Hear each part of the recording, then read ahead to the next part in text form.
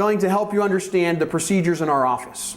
I'm going to go over it in a story form so that you can remember it a whole lot easier than if we gave you a list of do's and don'ts. And hopefully it'll make sense to you. If you're at home and you want to get a hold of us, the best thing to do is just pick up the phone and call us. We have unlimited message time, so just leave us a message, even if it's a long one, we'll listen to it. And we will call you back as soon as possible.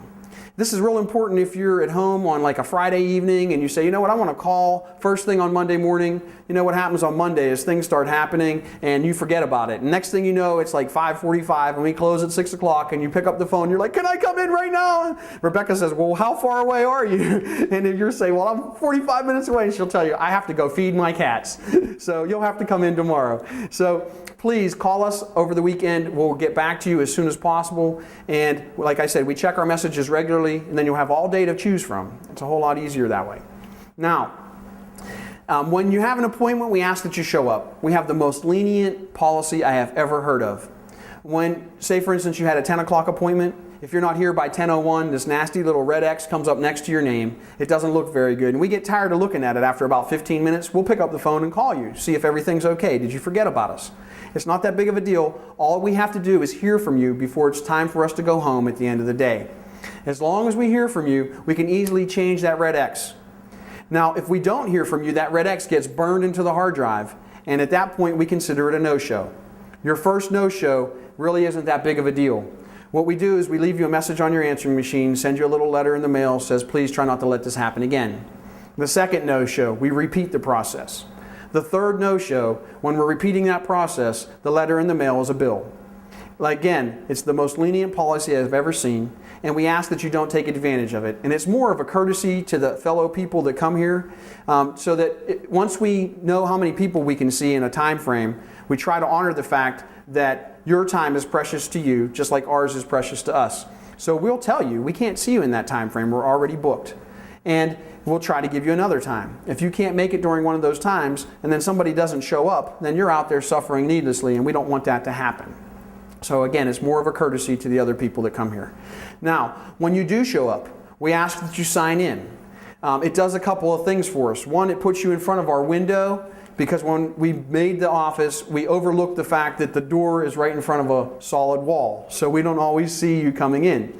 So we ask that you sign in. It gives you the opportunity to say hello to us. And then also it gives us a backup. In case we ever get audited, we have proof that you were here. So then it keeps us honest, and we can't ever try to do anything fraudulent, which is good. Then another thing it does is that's the way we see you as you sign in. So if you show up a little bit early, it's not a problem. We'll try to get you in early. Okay? Now, when you go to sit down, if you haven't noticed yet, we try to have literature sitting on your chairs waiting for you to read. We work very hard and diligent about finding things that, one, you won't find anywhere else, and two, that you can read and digest in about 30 to 60 seconds that is going to have a positive impact on your health. So please take the time to read the literature that we put out for you. If you like it, and it's in a plastic sheet, ask us. We'll make a copy for you. We're not Kinko's. We don't charge 5 cents a copy. Then also, if it's not in a plastic sheet, we knew you were going to be asking for it, and so we just left it out there for you. Just take it home, put it in your purse, walk out the door. No, you don't have to say anything. Okay? Then, after you've read your little sheet, usually it's Holly that'll come out and say, okay, we're ready for you. Come back to room 2 or 3. Once you get into the room, we ask that you remove everything from your pockets, take your shoes off, and if you wear glasses, please take them off.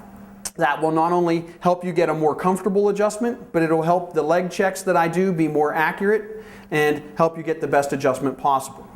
They will ask you very pointed questions while you're in the room, like, is there anything that you want the doctor to look at specifically for you today? If you have to take notes between visits, that's okay. You can hand them a copy of them and they'll write them down. When I come into the room, you'll probably already be laying down on the table. Remember we said it's stress that causes your bones to get knocked out of place? Take the opportunity to just relax and forget about everything.